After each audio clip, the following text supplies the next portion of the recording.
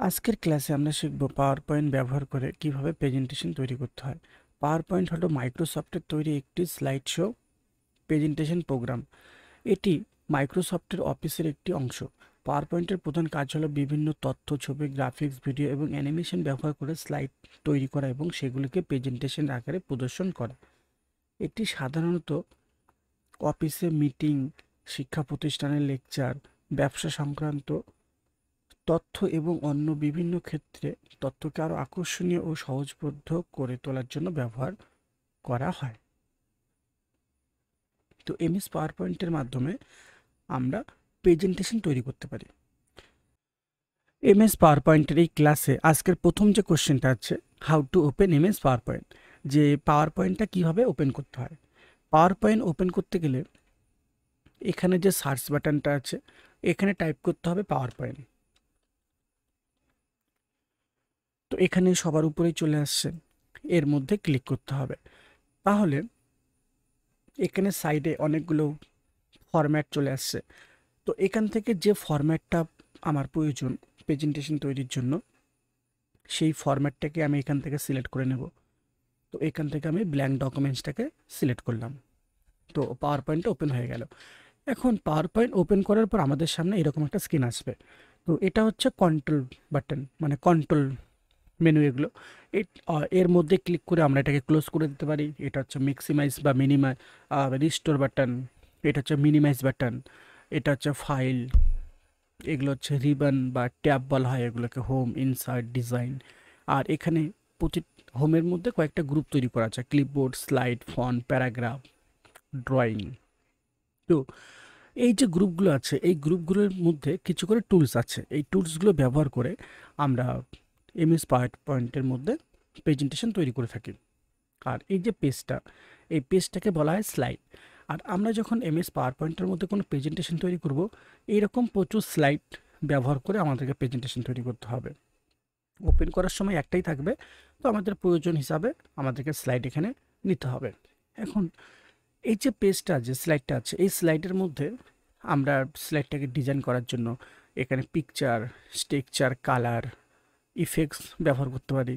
তারপর প্রেজেন্টেশনের মধ্যে আমরা ব্যাকগ্রাউন্ডে মিউজিক অ্যাড করতে পারবো। তো সেকেন্ড কোশ্চেনটা আছে, how to insert new slide. এখন আমি যে প্রেজেন্টেশনটা তৈরি করব, এই প্রেজেন্টেশন তৈরি করার জন্য আমাকে এখানে আমি ধরলাম সাপোজ আমার 5টা স্লাইডের দরকার আছে, কিন্তু এখন এখানে কয়টা স্লাইড আছে? একটাই আছে। তো বাকি আরও 4টা স্লাইড কীভাবে নেব? তো আসতে হবে হোমের মধ্যে, হোম, এখান থেকে নিউ স্লাইড, এর মধ্যে ক্লিক করতে হবে। অথবা এই যে নিউ স্লাইডে যদি ক্লিক করি, এখানে কিছু স্লাইডের অপশান আসছে। তো এখান থেকে যে স্লাইডটা প্রয়োজন পড়বে তার মধ্যে ক্লিক করে নেব। ক্লিক করলে সরাসরি স্লাইডটা চলে আসবে। তো এখান থেকে নিউ স্লাইডে এসে আমাদের যতগুলো স্লাইডের প্রয়োজন এখানে নিতে হবে। আর এটা এখান থেকে আমরা যতগুলো স্লাইড ব্যবহার করব, এই সাইডে একটার পর একটা আসবে। আর এখানে যত নাম্বারটাকে ক্লিক করব, সেই স্লাইডটা আমাদের এখানে চলে আসবে। এখন ওপেন করার পর আমাদের প্রথম যে কাজটা হবে, এর মধ্যে কিছু লিখতে হবে যে আমি যে প্রেজেন্টেশনটা তৈরি করছি, কিসের উপর তৈরি করছি, কোন টপিকের উপর তৈরি করছি, সেই সমস্ত ডিটেলস এখানে আমাকে লিখে নিতে হবে।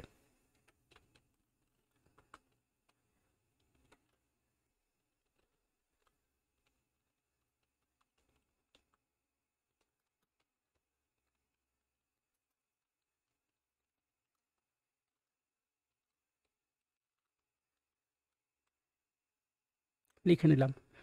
এখন টাইটেলটা লিখলাম এখানে, আন্ডারস্ট্যান্ডিং ক্লাইমেট চেঞ্জ।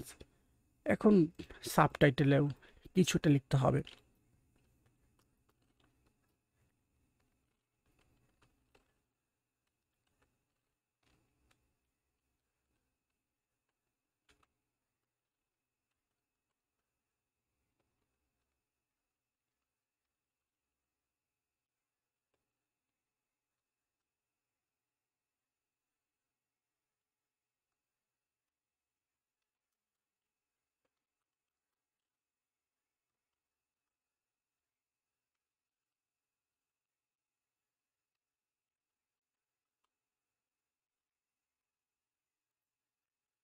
তো 1 নম্বর স্লাইডের মধ্যে আমি আমার প্রেজেন্টেশনের যে টপিক, সেই টপিকটা এখানে লিখে নিলাম। তারপর 2 নাম্বার স্লাইডে এসে আমাকে পরের ডিটেলসগুলো লিখতে হবে। তো এইভাবেই আমাদেরকে প্রতিটা স্লাইডের মধ্যে কিছু না কিছু লিখে নিতে হবে যে আমরা কী বিষয়ের উপর প্রেজেন্টেশনটা তৈরি করব, সেই সমস্ত কিছু আমাকে এখানে লিখতে হবে। তো লেখা হয়ে গেছে, তো আমি প্রতিটা স্লাইডের মধ্যে কিছু না কিছু করে লিখে নিলাম এইভাবে। এখন পরের যে কোশ্চেনটা আছে, how two design A slide. এখন এই যে স্লাইডগুলো আছে, এই স্লাইডের ডিজাইনটাকে চেঞ্জ করব। স্লাইডের ডিজাইন চেঞ্জ করতে গেলে যে স্লাইডের ডিজাইন চেঞ্জ করব সেই স্লাইডটাকে সিলেক্ট করতে হবে আগে। এরপর আসতে হবে ডিজাইনে। ডিজাইনে আসার পর ফরম্যাট ব্যাকগ্রাউন্ডে আসতে হবে। আসার পর এখান থেকে আমি প্রথমত কালার সিলেক্ট করতে পারবো। সলিড কালারে এসে এখান থেকে কালার নিয়ে নিতে হবে, যে যদি আমি সলিড কোনো কালার করতে চাই, কী কালার করতে চাচ্ছি সেই কালারটা এখান থেকে সিলেক্ট করব। যদি কালার না করে অন্য কোনো স্টাইল নিতে চাই তাহলে সেকেন্ড অপশানে আসবো। আসার পর এখানে অনেক স্টাইল আছে, এগুলোর থেকে যেটা ভালো লাগবে সেটা নিয়ে নেব। যদি কোনো পিকচার ব্যবহার করতে হয় তাহলে পিকচারে আসবো। পিকচার অ্যান্ড টেক্সচার, এখানে অনলাইনে আসবো। আসার পর এখান থেকে পিকচার নিতে হবে যে আমার কী ধরনের পিকচার প্রয়োজন।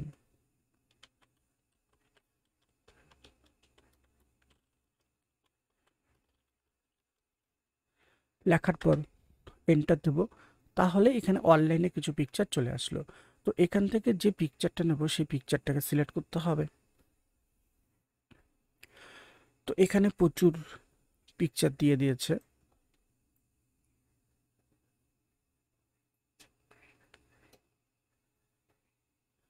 তো এইভাবে প্রচুর পিকচার আসছে এখানে।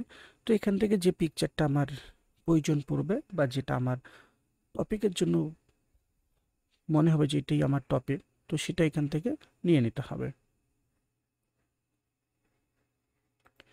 সিলেক্ট করলাম, করার পর ইনসার্ট।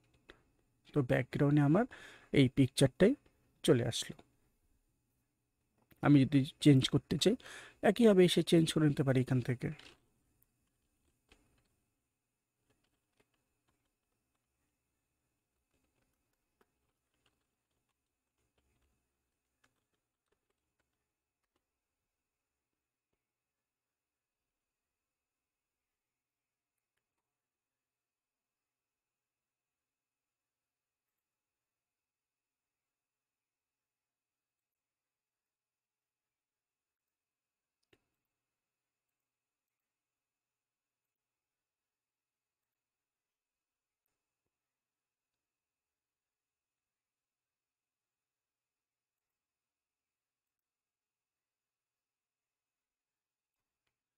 তো ব্যাকগ্রাউন্ডে এই পিকচারটা চলে আসলো। এটা গেলো 1 নাম্বার স্লাইডে। এখন 2 নাম্বার স্লাইডে কালারটাকে চেঞ্জ করব। তো 2 নাম্বার স্লাইডটাকে সিলেক্ট করব, করার পর আসতে হবে সলিড কালারে। একইভাবে যদি এখান থেকে কোনো কালার করতে হয় কালার নিতে পারি, অথবা এখানে আসব। আসার পর এখান থেকে যদি কোনো স্টাইল নিতে হয় এখান থেকে নিতে পারি, বা প্যাটার্নে এসে যদি কোনো প্যাটার্ন প্রয়োজন পড়ে তাহলে এখান থেকে প্যাটার্ন নিতে পারবো। বা স্ট্রাকচার অ্যান্ড পিকচারে এসে এখান থেকে স্ট্রাকচার, পিকচার এই সমস্ত কিছু নিতে পারবো।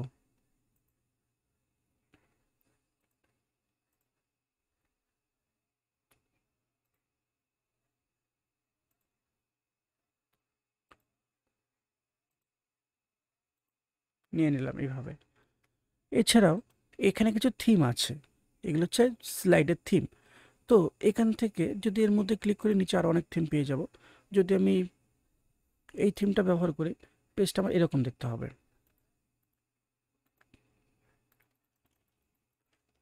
যদি আমি এই থিমটা ব্যবহার করি, পেজটা আমার দেখতে এরকম হবে। যদি এই থিমটা ব্যবহার করি এরকম দেখতে হবে। এটা ব্যবহার করলে এরকম দেখতে হবে, এটা নিলে এরকম দেখতে হবে। তো এইভাবে যে থিমটা আমার প্রয়োজন পড়বে বা যেটা আমার ভালো লাগবে, তো এখান থেকে আমি সেই থিমটাই সিলেক্ট করে নেব। এরকম প্রচুর থিম আছে। আর এখানে যে থিমটা নেব সেই থিমের উপর রাইট ক্লিক করতে হবে। এখান তো অ্যাপ্লাই টু সিলেক্টেড স্লাইড, এখানে ক্লিক করতে হবে। কেন? কারণ যদি নর্মাল ক্লিক করি তাহলে এই থিমটা প্রতিটা পেজের মধ্যে মানে প্রতিটা স্লাইডের মধ্যেই চলে আসবে। কিন্তু এখানে আমি চাচ্ছি আমি সবগুলো স্লাইডের মধ্যে একই থিম ব্যবহার করব না, আমি সবগুলোর মধ্যে আলাদা আলাদা থিম ব্যবহার করব। তো এর জন্য অ্যাপ্লাই টু সিলেক্টেড স্লাইড, মানে যে স্লাইডটা সিলেক্ট করা আছে শুধু সেটাই চেঞ্জ হবে। আর যদি আমি নর্মালে ক্লিক করি তাহলে এই থিমটা প্রতিটার মধ্যে চলে আসবে। তো এখানে আমি 1 নাম্বারে শুধু এটাই নিলাম।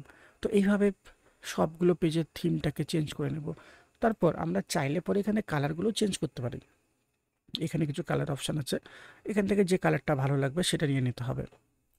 তো এইভাবে সবগুলো পেজের থিমটাকে আমি চেঞ্জ করে নেব।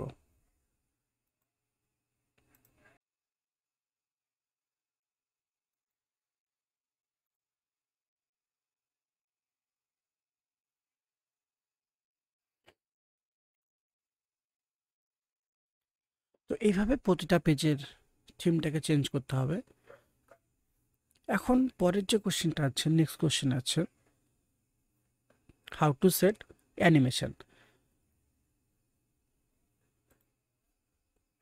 কিন্তু এর আগে আমাকে পেজের মধ্যে টাইমটা সেট করতে হবে। কেন? কারণ এই যে প্রেজেন্টেশনটা এটা তৈরি হয়ে গেছে, এখন যদি আমি এটাকে রান করি ফুল স্ক্রিনে তাহলে দেখব যে স্লাইডটা তো রান হয়ে গেল, কিন্তু এটা কি চেঞ্জ হচ্ছে? চেঞ্জ হচ্ছে না। এন্টার দিচ্ছি তারপর চেঞ্জ হচ্ছে। তো আমি চাচ্ছি আমি এখানে একটা টাইমিং সেট করে রাখবো, যে তাহলে কি হবে, অটোমেটিক সেই টাইমের পরে নিজে থেকে স্লাইডটা চেঞ্জ হয়ে যাবে। তো টাইম সেট করতে গেলে আসতে হবে ট্রানজিশনে, আসতে হবে এখান থেকে, এই যে এখান থেকে আমাকে টাইমিংটা নিতে হবে। তো এখানে আমি আমি করলাম 5 সেকেন্ডস। তো 5 সেকেন্ডস পর পর কী হবে, স্লাইডটা চেঞ্জ হবে। এখান থেকে apply to all, apply to all করলে কি হবে, এই যে টাইমটা, এই টাইমটা প্রতিটা স্লাইডের মধ্যে চলে আসবে। কেন? কারণ আমি চাচ্ছি এখন যদি ম্যানুয়ালি নিতে হয় তাহলে প্রতিটার মধ্যে নিতে হবে। তো অ্যাপ্লাই টু অলে ক্লিক করলে কী হবে, এই টাইমটা সবগুলোর মধ্যেই চলে আসছে, মানে আমাকে আর প্রতিটার মধ্যে গিয়ে নিতে হচ্ছে না। তো আমি যদি এখন রান করি তাহলে দেখবো 5 সেকেন্ডস পর অটোমেটিক্যালি এটা চেঞ্জ হয়ে যাচ্ছে। এখন নেক্সট কোশ্চেনটা আছে হাউ টু সেট অ্যানিমেশন। যে এই যে স্লাইডগুলো আছে, এই স্লাইডগুলোতে আমি কিছু অ্যানিমেশন অ্যাড করব। অ্যানিমেশন অ্যাড করতে গেলে আসতে হবে ট্রান্সলেশন, এই যে এখানে কিছু অ্যানিমেশন দেওয়া আছে, যদি এটা ব্যবহার করি পেজটা আমার এইভাবে আসবে। প্রিভিউয়ে ক্লিক করলে আমি দেখতে পারবো যে কীভাবে আসছে। এটা ব্যবহার করলে এইভাবে আসছে, এটা ব্যবহার করলে এইভাবে আসছে, এটাতে এইভাবে আসছে। নিচে আরও অনেক অ্যানিমেশন পেয়ে যাব। তো এখান থেকে যে অ্যানিমেশনটা আমার ভালো লাগবে বা যেটা আমার দরকার পড়বে সেটাই নিয়ে নেব। তো আমি চাচ্ছি এখান থেকে এইটা, যে পেজটা আমার এইভাবে আসবে। তারপর অ্যাপ্লাই টু অল, তাহলে কি হবে, এই অ্যানিমেশনটা সবগুলোর মধ্যে অ্যাপ্লাই হয়ে যাবে। আর যদি আমার মনে হয় না আমি সবগুলোতে এক ব্যবহার করব না, আলাদা আলাদা ব্যবহার করব, তাহলে আমি সেটাও করতে পারি। তাহলে সবগুলোর মধ্যে গিয়ে আলাদা আলাদা সিলেক্ট করতে হবে। এখন নেক্সট কোশ্চেনটা আছে how two set custom animation. Custom animation মানে এখানে যে অ্যানিমেশনটা আমি অ্যাড করলাম সেটা কিসের মধ্যে, স্লাইডের মধ্যে। যে আমি যখন প্রেজেন্টেশনটা রান করব আমার স্লাইডটা এইভাবে আসবে। এখন আমি চাচ্ছি এখানে যে লেখাগুলো আছে, লেখাগুলোতেও আমি কিছু অ্যানিমেশন অ্যাড করব। যে স্লাইডের মধ্যে কী হবে, লেখাগুলো বিভিন্ন স্টাইলে আসবে।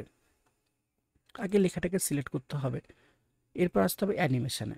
আসার পর এই যে এখানে কিছু অ্যানিমেশন আছে, অথবা এর মধ্যে ক্লিক করলে আরও অনেক স্টাইল পেয়ে যাবো এখানে। যেরকম এখানে ইন্টারনেন্স মানে লেখাটা আসবে, এন্ট্রেন্স মানে আসবে, এমপ্লিসিস লেখাটা আগে থেকেই থাকবে, তার উপর কিছু অ্যানিমেশন অ্যাড হবে। তারপর এক্সিট লেখাটা চলে যাবে কিভাবে। অথবা এখানে কিছু অপশান আছে, এন্ট্রেন্সের মধ্যে যদি ক্লিক করি তাহলে সাইডে এখানে প্রচুর অ্যানিমেশন চলে আসছে। এখান থেকে যদি এটা ব্যবহার করি লেখাটা এইভাবে আসবে, এটা ব্যবহার করলে এইভাবে আসবে।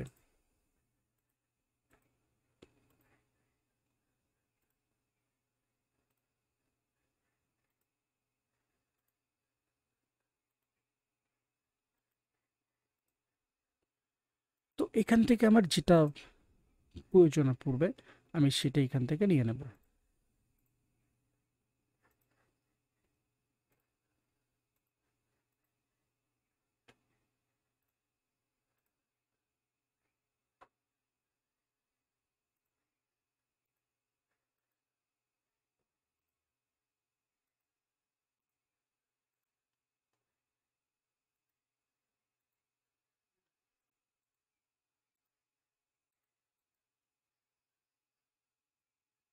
ওকে।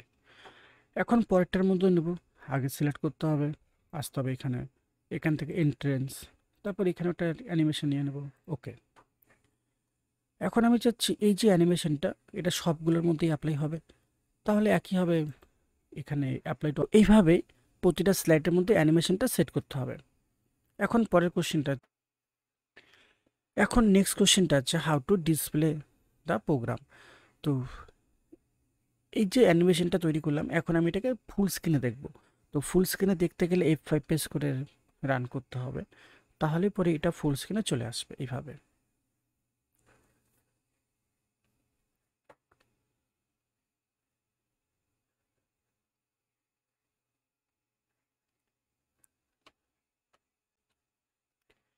এখন আমি চাচ্ছি এই যে অ্যানিমেশনটা আছে এর মধ্যে আমি কিছু সাউন্ড ব্যবহার করব।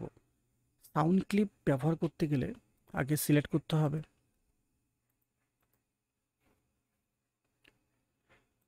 এরপর এখান থেকে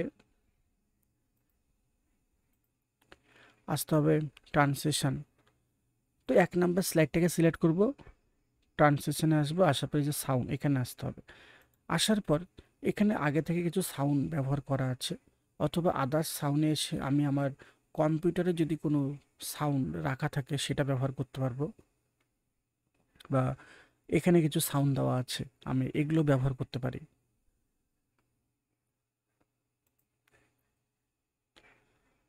এখন পরের কোশ্চেনটা আছে how to show all slide continuously.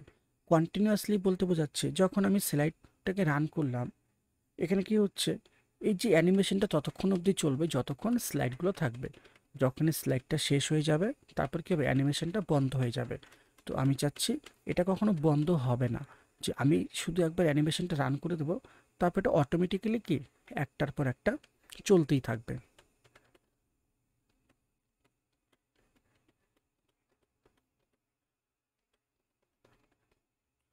তো কন্টিনিউয়াসলি করতে গেলে আসতে হবে স্লাইড শো, এখান থেকে সেট আপ স্লাইড শো, এখান থেকে যে লুপ কন্টিনিউয়াসলি আনটিল স্কেপ এর মধ্যে টিক দিতে হবে, দেওয়ার পর ওকে।